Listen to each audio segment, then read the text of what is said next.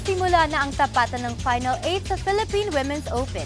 Siyempre nakaabang lahat kung aabante ang natitira nating pambata sa tournament na si Alex Ayala. Live mula sa Rizal Memorial Sports Complex, nasa frontline ng balitang yan, si Ian Suyo. Ian.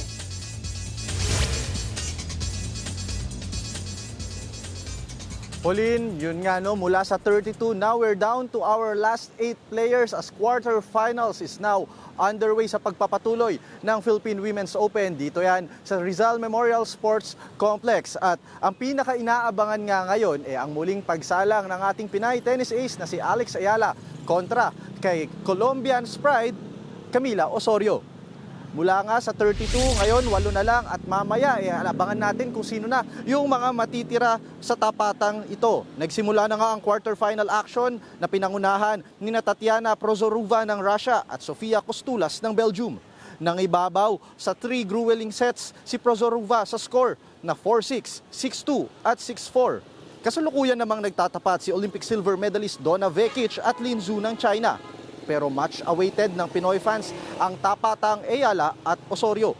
Matinding puso ang pinakita ni Ayala sa round of 16 kagabi kung saan pinataob niya ang pambato ng Japan na si Himeno Sakatsume in straight sets.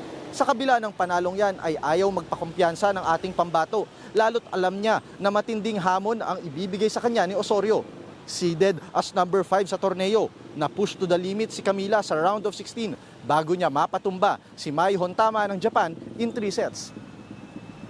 Pauline, dagdag kaalaman na rin para sa ating mga kapatid. Ito yung unang beses na magtatapat sa professional level si Ayala at si Osorio, kaya asahan natin na magiging matindi ang paluan maya-maya lamang. At kung sino man ang magwawagi sa pagitan nilang dalawa, dederecho na po sa semifinals na gaganapin naman bukas.